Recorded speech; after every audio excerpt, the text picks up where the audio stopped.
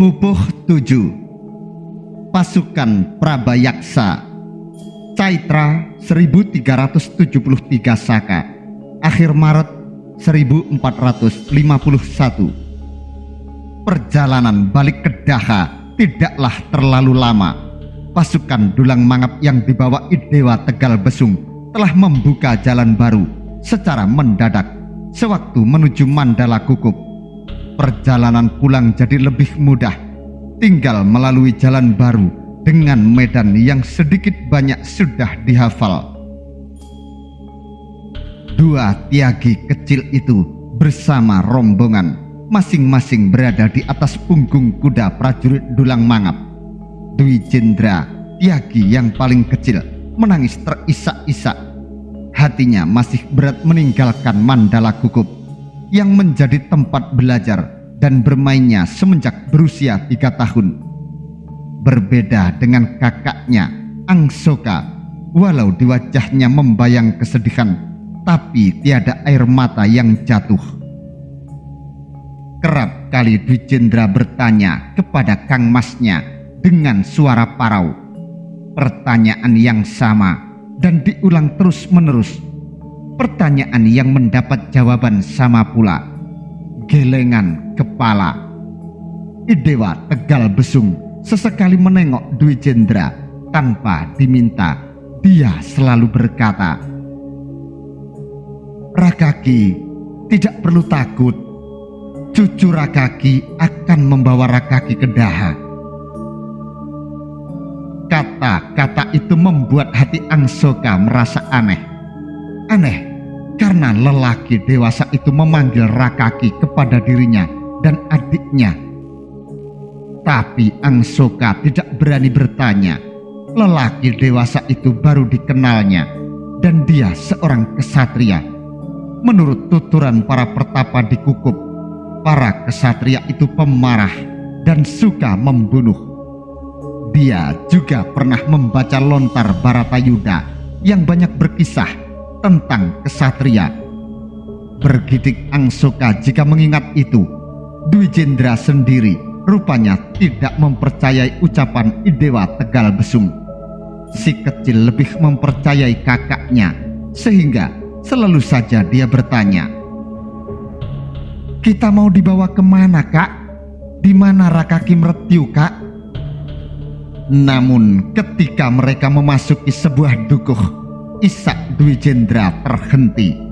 Kepalanya yang semula menyandar lemas pada dada prajurit yang memangkunya kini memperoleh kekuatannya kembali. Tak henti-hentinya dia menoleh ke kanan dan ke kiri, memandangi rumah-rumah di sepanjang jalan, memperhatikan orang-orang yang berpapasan dengan rombongan dan bersimpuh sembari bersembah. "Kak, Kak!" Dwi Jendra memanggil Kang Masnya. Angsoka yang juga sibuk mengamati dukuh menoleh kepada adiknya.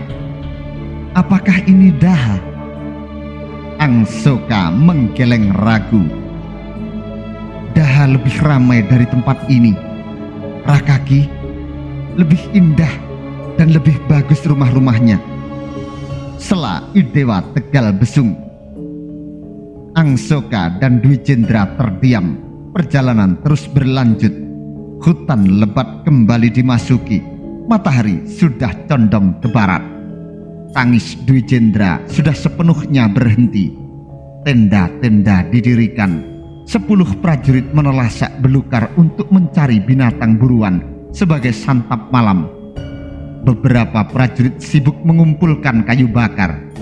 Perbekalan air dikeluarkan. Idewa Tegal Besung menawarkan bumbungan berisi air kepada Angsoka dan Dwi Jendra. Dua tiagi kecil itu ragu-ragu menerimanya. "Rakaki tidak haus?" Angsoka ragu menjawab. Idewa Tegal Besung tersenyum. Dia menyandarkan bumbungannya pada sebatang pohon. Dia sendiri duduk bersila di dekat mereka. "Rakaki, saya ini masih bersaudara dengan Rakaki berdua. Walau saya tinggal jauh dari Pulau Jawa, saya masih berdarah Jawa. Angsoka terusik. Saudara dari mana, Pak Pangeran? Kami ini Tiagi, pangeran ini kesatria, kata Angsoka dengan wajah yang sedemikian polos. Idewa Tegal Besung tertawa senang mengetahui Angsoka sudah berani berbicara kepadanya. Benarkah Rakaki tidak tahu? Angsoka menggeleng. Dan apakah Rakaki tahu siapa Bapak Rakaki? Mata Angsoka menyipit. Tahu? Kata Angsoka sembari menggeleng lagi. Bapak Rakaki adalah Dangyang Semaranata. Bapak Rakaki masih kakak kandung buyut saya. Mengkerut dahi Angsoka. Buyut saya, Empu Kepakisan, menurunkan Rakaki saya, Sri Soma Kepakisan. Rakaki Sri Soma Kepakisan menurunkan Rama saya, Sri Kresna Kepakisan. Oleh sebab itu, saya memanggil Andika berdua Rakaki, dan itu memang sudah sepatutnya. Bagaimana bisa, Pangeran? Idewa Tegal Besung menggeleng sambil tersenyum. Berapa usia bapak saya ketika melahirkan saya dan adik saya, Pangeran? Kembali Idewa Tegal Besung menggeleng. Pangeran, ya Rakaki, kemana kami mau dibawa? Ke Pasramandaha, ke tempat bapa dari ibu Rakaki tinggal. Bapa dari ibu kami, Singgih. Beberapa prajurit yang mencari binatang buruan telah kembali membawa 3 ekor kijang besar dan 15 ayam hutan. Kayu bakar telah disulut dengan api, nyalanya berkobar-kobar, melimpahi tempat itu dengan cahaya. Hari telah gelap, cahaya api menggantikan sinar matahari yang menghilang di balik cakrawala. Malam hari mencapai puncak. Bara api yang semenjak sore menyala kini mulai redup. Tinggal 10 prajurit yang berjaga. Mereka menanti giliran untuk beristirahat. Giliran mereka nanti akan tiba ketika malam sudah benar-benar mencapai puncaknya. Suara binatang-binatang hutan yang terbiasa mencari makan pada malam hari terdengar bersahut-sahutan. Lolong serigala terdengar melengking, sesekali terdengar dekut burung hantu. Tetapi telinga beberapa prajurit dulang mangap yang sudah terlatih menangkap bunyi-bunyi asing yang bukan berasal dari binatang hutan. 2 prajurit yang berjaga segera berdiri sambil menelisik dengan matanya. Gerakan keduanya mengusik prajurit jaga lainnya. Mereka yang semula tidur-tiduran, satu demi satu, segera berdiri. 10 prajurit bergerak merapat ketika melihat tanda dari prajurit yang memimpin jaga. Suara ranting-ranting, terinjak kaki manusia, bisik sang pemimpin jaga. 9 prajurit yang lain membenarkan dengan mengangguk. Mata mereka waspada. Bukan hanya mata, tapi juga telinga. Undagi, kata seorang prajurit, menduga-duga. Tak ada yang menanggapi, namun sang pemimpin jaga menunjuk ke arah kiri dari tempat bermalam mereka. Semua mata terarah ke jurusan yang ditudingnya. Dari sana arahnya. Kalau mereka undagi biasa, tidak perlu mereka bergerak pelan seperti itu. Takut pada kita mungkin? Tak ada yang menjawab. Hening. Mereka semua memasang telinga dan mata baik-baik. Mereka diam, sediam-diamnya. Bahkan napas mereka pun mereka perlambat agar tidak terdengar suara sekecil apapun. Suara langkah kaki yang menginjak ranting-ranting kering itu pun ikut lenyap. Kini mereka tahu ada seseorang atau beberapa orang yang mengawasi mereka. "Mereka masih di sana," bisik sang pemimpin. Perlahan dia memutar tombaknya. "Hendak ditombak?" salah seorang prajurit bertanya ragu. "Pohon itu, aku akan mengarahkan tombak ke pohon itu." Dan dalam satu kedipan, tombak cepat terputar. Dengan gerakan terlatih, senjata itu dilemparkan ke pohon, tempat diperkirakannya sumber bunyi yang mencurigakan tadi. Tombak meluncur deras. Dalam lingkup cahaya api unggun, gagang tombak tampak berkilat, meluncur cepat dan menancap pada pohon yang berdiri menghitam di seberang sana. Bersamaan dengan itu, terdengar suara kerosak. Seseorang menggulingkan badannya. Karuan saja, 10 prajurit itu langsung menghambur ke arah suara. Seseorang berlari dalam gelap, mengarah ke tengah rimba. Bukan 1, tapi 3. "Berhenti! Siapa kalian?" teriak pemimpin prajurit jaga. Suara kerasnya mengusik prajurit-prajurit lain yang masih tidur. Beberapa prajurit keluar dari tenda sederhana mereka, lalu ikut bergabung bersama 10 prajurit yang telah lebih dahulu mengejar. "Jaga tenda! Jaga tenda!" teriak seorang prajurit kepada temannya yang juga hendak mengejar. Temannya tersebut urung berlari, lalu membangunkan semua prajurit lainnya. Di tengah rimba, keadaan luar biasa gelap. Untung beberapa prajurit yang baru bangun menyambar obor dan menyalakannya. Kini ada sekitar 30 prajurit yang mengejar. Belantara tampak berpendar-pendar oleh kehadiran cahaya obor. Kemana mereka lari? Semua mata menelisik sekitar. Siapa mereka? Pakaian mereka aneh. Aneh bagaimana? Tidak seperti pakaian Jawa atau Bali. Seperti apa? Warna-warni? Seperti pakaian Malaka? Benar. Orang Malaka kesasar di Mahameru. Tidak mungkin. Mata mereka menelisik lagi. Tiba-tiba mata 30 prajurit dulang mangap membesar. Begitu tahu mereka telah dikepung oleh banyak sekali manusia yang berpakaian mencolok. Cara berpakaian mereka sama persis dengan yang dikenakan pasukan dulang mangap. Namun bahan kainnya beda sekali. Bukan buatan Jawa atau Bali. Terlalu mencolok mata. 30 prajurit dulang mangap langsung menghunus keris. Kini mereka membentuk cakrawiyuha. "Siapa kalian?" teriak salah seorang prajurit dulang mangap. Tak ada jawaban. Rupanya pasukan yang mengepung tidak bisa berbahasa Jawa. Namun tidak. Seseorang tampak maju ke depan. Cahaya obor yang dibawa prajurit dulang mangap tidak mampu membuat wajahnya jelas. Tapi para prajurit dulang mangap yakin sosok itu pasti pemimpin mereka. "Sarwohayu, kami bukan lawan kalian. Kita sama-sama pasukan Majapahit."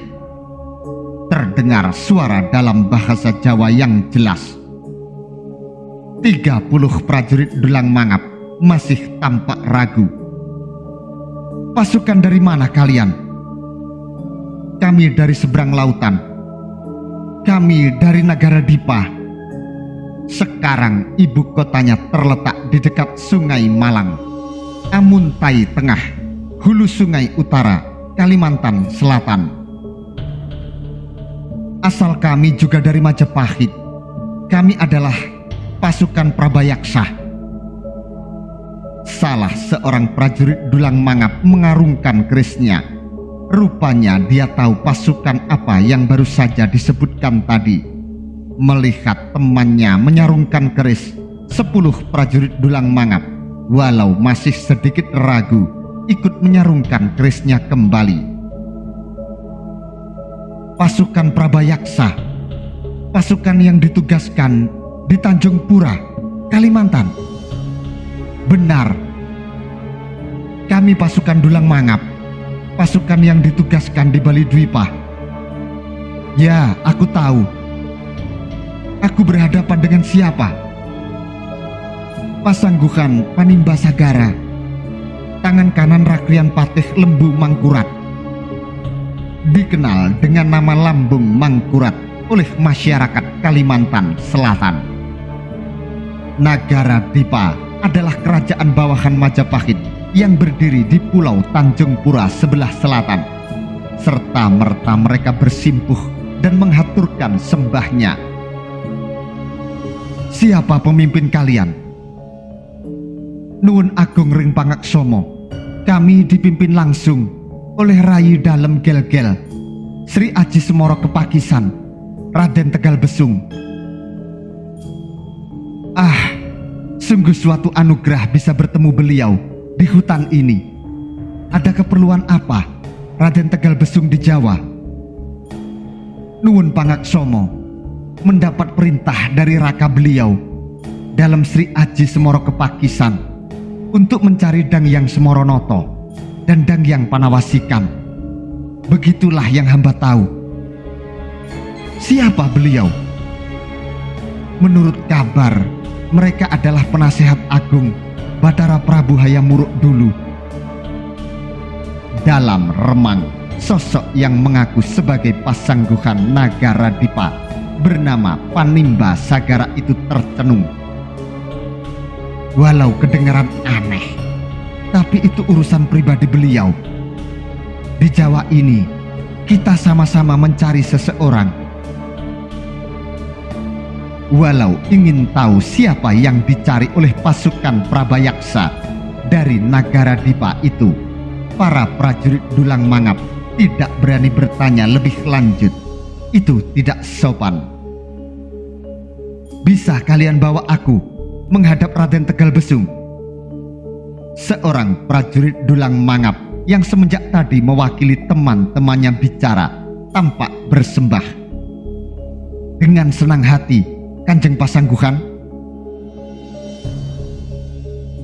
Pasangguhan Panimba Sagara memerintah separuh prajurit Prabayaksa untuk mengikutinya. Jumlah mereka juga 100 orang. Separuh prajurit Prabayaksa yang disuruh tinggal dipimpin oleh seorang pasangguhan lainnya. Kesatria asli Tanjung Pura bernama Gancang Basaru. Prajurit Prabayaksa yang dipimpin pasangguhan Panimba Sagara. Seperti halnya prajurit dulang mangap, terdiri dari prajurit campuran.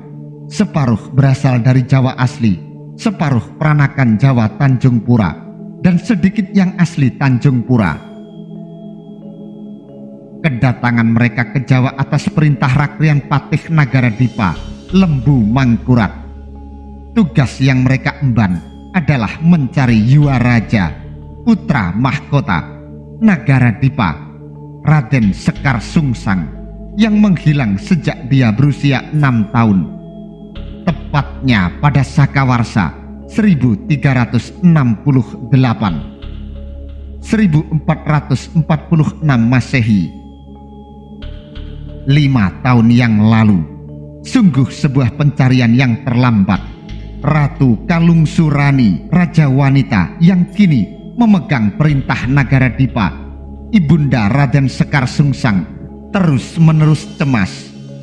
Sudah sering dia mendapat nasihat dari para pandita kerajaan agar dirinya merelakan kepergian sang putra. Namun nasihat itu tidak bisa dia terima. Beberapa bulan lalu, Ratu Kalungsu jatuh sakit. Dia diam-diam memendam rasa bersalah yang tak tertahankan kepada putranya. Tahun ini, usia Raden Sekar Sungsang bakal menginjak 12 tahun. Itu artinya tahta Nagara Dipa sudah harus diserahkan kepadanya. Ratu Kalungsu adalah parameswari Raden Carang Lalean, Raja Nagara Dipa ketiga yang memerintah pada Sakawarsa 1353 sampai 1368 atau 1431 hingga 1446 Masehi. Raden Carang Lalean meninggalkan tahta Nagara Dipa karena berkehendak menjadi pertapa di Jawa, tanah leluhurnya. Tahta diserahkan kepada anaknya Raden Sekar Sungsang yang waktu itu masih berusia 6 tahun. Sebagai wali raja, ditunjuklah Ratu Kalungsu untuk menduduki tahta Nagara Dipa hingga nanti Raden Sekar Sungsang telah dewasa.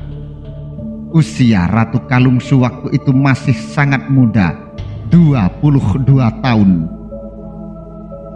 Baru saja Ratu Kalungsu memegang tahta Nagara Dipa, Raden Sekar Sungsang terkena amarahnya. Warta yang terdengar, Raden Sekar Sungsang sangat rewel karena meminta panganan juadah yang dimasak sendiri oleh Ratu Kalungsu. Juadah tersebut sedianya hendak dihadiahkan kepada Raden Gulek di hari pernikahannya dengan Ratu Gading Sapurus.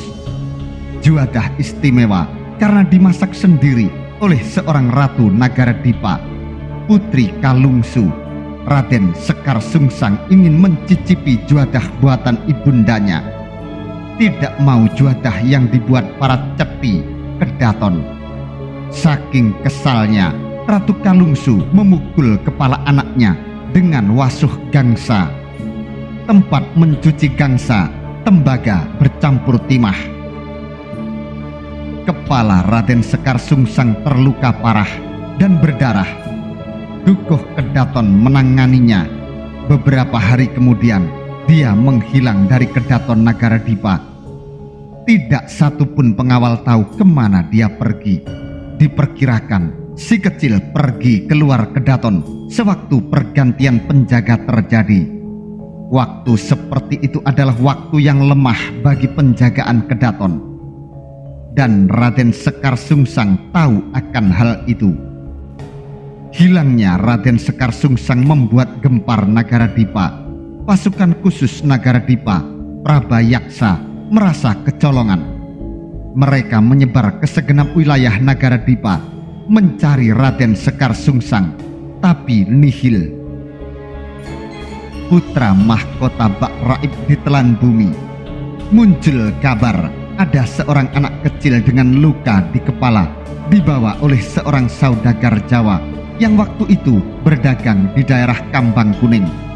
Siapa saudagar itu? Tiada yang tahu. Sejak itu Raden Sekar Sungsang benar-benar hilang tanpa bekas. Wajah Rakrian Patih Nagara Dipa, Lembu Mangkurat, sekaligus pemimpin tertinggi pasukan Prabayaksa, serasa dicoreng arang. Pasukan setangguh Prabayaksa, pengawal terah keturunan Majapahit di Nagara Dipa, bisa kecolongan sedemikian rupa.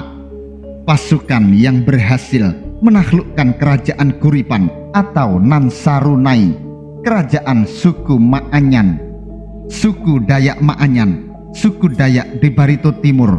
Penaklukan oleh Majapahit ini dikenang hingga sekarang dalam syair Dayak Maanyan yang diwariskan secara turun-temurun, Nansarunai Usak Jawa, yang berdiri di Tanjung Pura bagian selatan tersebut benar-benar dibuat malu. Baru kali ini selama kepemimpinan Prabayaksa dipegang olehnya, pasukan khusus yang dilatih oleh pasukan Bayangkara Majapahit tersebut bisa kecolongan. Lembu Mangkurat dipercaya memimpin pasukan Prabayaksa semenjak Sakawarsa 1294, tepat ketika Dyahratna Galuh Ciptasari menikah dengan Raden Arya Gegombak yang baru datang dari Majapahit. Raden Arya Gegombak lantas menjadi raja pertama Nagara Dipa setelah sebelumnya pada Sakawarsa 1277 pasukan Prabayaksa di bawah pimpinan Empu Jatmika berhasil menaklukkan kerajaan Kuripan atau Nansarunai. Dyah Ratna Galuh Ciptasari, putri selir Raden Sumana atau Bre Paguhan Kapisan yang sudah lama pergi dari Jawa atau bertapa brata di Gunung Tengkiling, segera dijemput oleh Lembu Mangkurat untuk dibawa ke Nagara Dipa setelah penaklukan kerajaan Kuripan. Penduduk sekitar menyebutnya Putri Junjung Buih. Kemudian Raden Arya Gegombak dijemput pula dari Jawa, juga oleh Lembu Mangkurat bersama pasukan Prabayaksa. Lembu Mangkurat menghadap ke Majapahit, memohon agar seorang kesatria Trah Rajasa bisa mereka bawa ke Negara Dipa untuk dijodohkan dengan Dyah Ratna Galuh Ciptasari dan dijadikan raja di sana. Waktu itu yang memegang tahta Majapahit adalah Batara Prabu Hayam Wuruk. Beliau mengirim putra selirnya, Raden Arya Gegombak atau Raden Putra. Raden Arya Gegombak atau Raden Putra mendapat abhiseka Batara Suryanata. Dia memerintah dari Sakawarsa 1277 hingga 1317. Lembu Mangkurat kemudian diangkat sebagai Rakrian Patih Nagara Dipa. Ayahnya Empu Jatmika menyerahkan tampuk kepemimpinan pasukan Prabayaksa kepadanya. Tepat di usianya yang menginjak 20 tahun, Batara Suryanata dan Dyah Galuh Ciptasari berhasrat untuk pulang ke Jawa. Tahta Nagara Dipa kemudian diserahkan kepada Raden Surya Ganggawangsa, putra mereka. Raden Surya Ganggawangsa menikahi putri Rakrian Patih Lembu Mangkurat yang dikenal dengan nama Putri Kabu Waringin. Dia memerintah Nagara Dipa pada Sakawarsa 1317 hingga 1353. Sama seperti orang tuanya, Raden Surya Ganggawangsa pun memilih pulang ke Jawa dan menyerahkan tahta Nagara Dipa kepada putranya Raden Carang Lalean. Waktu itu Rakrian Patih Lembu Mangkurat sudah sepuh, 79 tahun usianya, tapi tiada orang yang dirasa pantas untuk menggantikannya, sehingga jabatan Rakrian Patih tetap disandangnya. Raden Carang Lalean juga memilih untuk pulang ke Jawa. Tahta lantas diserahkannya kepada putranya yang baru berusia 6 tahun, Raden Sekar Sungsang. Menunggu Raden Sekar Sungsang dewasa, tahta sementara dipegang oleh sang Parameswari, Ratu Kalungsu. Rakrian Patih Lembu Mangkurat sendiri sudah amat sepuh, namun jabatan Rakrian Patih tetap disandangnya. Dia sekarang tidak mampu lagi menghadap ke Kedaton. Dia hanya menjalankan tugasnya dari kepatihan. Namun ucapan-ucapannya sangat dipatuhi oleh seluruh tanda Nagara Dipa, bahkan oleh Ratu Kalungsu sendiri. Atas perintah Rakrian Patih Lembu Mangkurat, 5 pasangguhan diutus ke Jawa. Pasangguhan Luhu, Pasangguhan Pambalah Batung, Pasangguhan Panimba Sagara, Pasangguhan Peruntun Manau, Pasangguhan Gancang Basaru. Masing-masing pasangguhan diiringi oleh 50 prajurit Prabayaksa. Mereka menyebar ke seluruh Jawa. Pasangguhan Luhu menyisir pesisir utara Jawa.